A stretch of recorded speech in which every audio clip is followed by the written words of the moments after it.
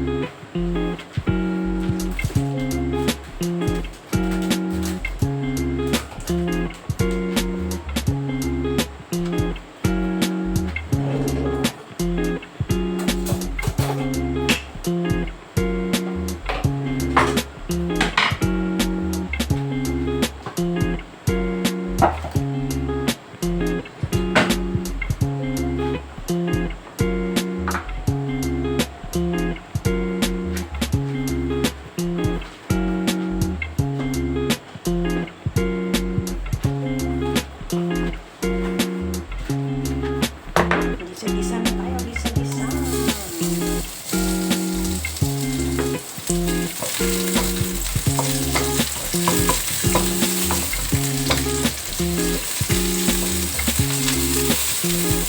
Happy birthday to my Onika Iha.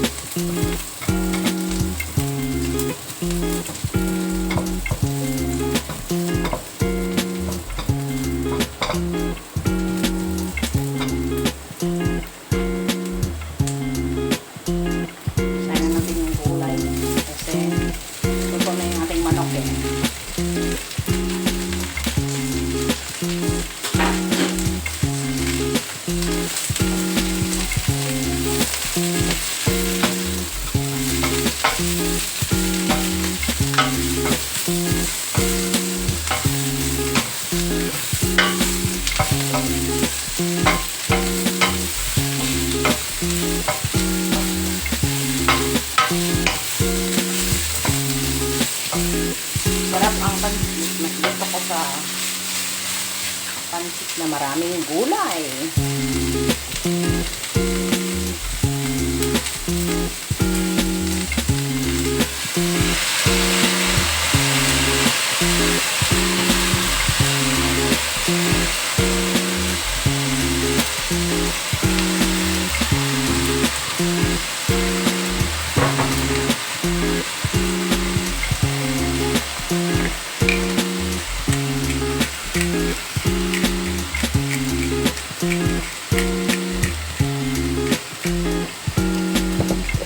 At saka maraming pepper.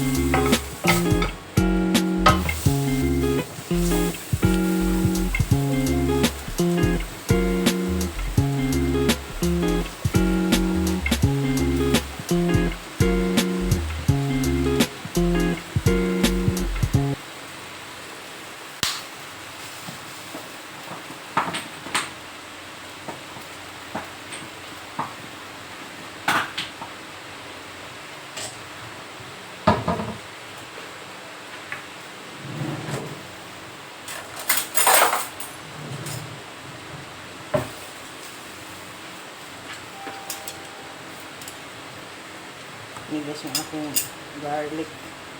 Konti lang kasi mayroon na siyang salt.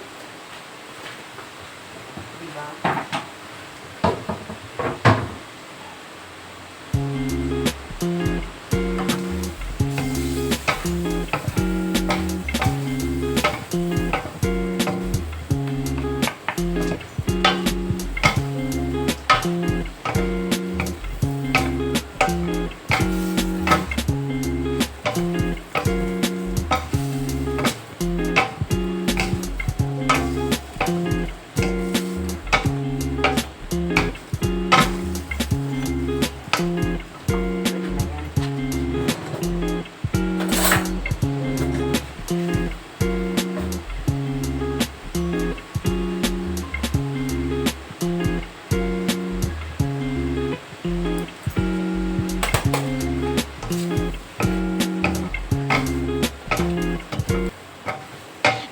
Din mix flow.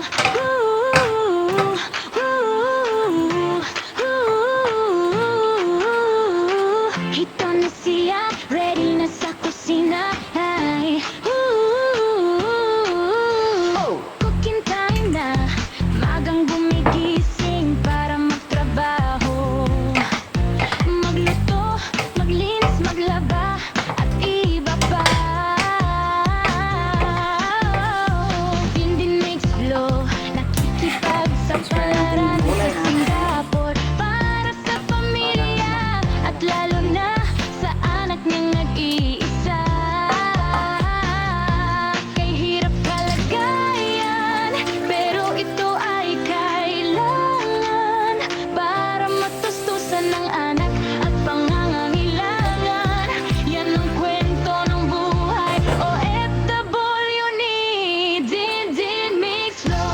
Ang tanging lunas sa pamumulila, kunting gala, masid sa magandang lugar. Ang Singapore para kahit pa ano'y maibsan, pandang na halila. At kalong kumputan kung walang makausap, open na cellphone, gamit sa lari pa para may makakwentuhan.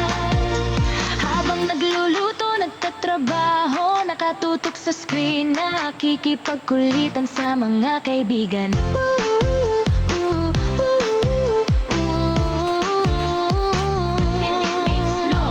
Simbolo ng karamihan, kahit mag-isa lang para sa kanyang anak. Ang pag-asa at pagmamahal ay di nawawala.